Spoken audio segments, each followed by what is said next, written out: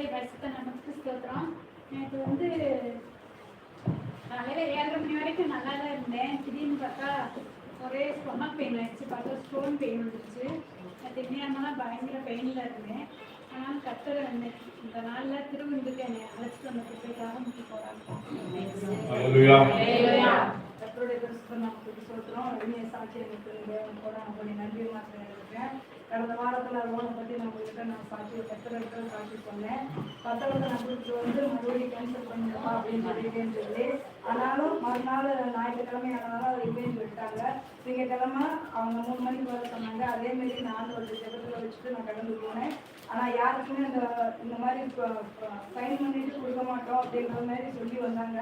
ஆனாலும் என் வேற தகப்பனோட தயவால் நான் கடந்து போனதுமே அந்த பையன் அந்த பத்திரத்தை வீட்டு பத்திரத்தை கொடுக்க என் வேற உதவி செய்ய பத்திரத்தை வாங்கி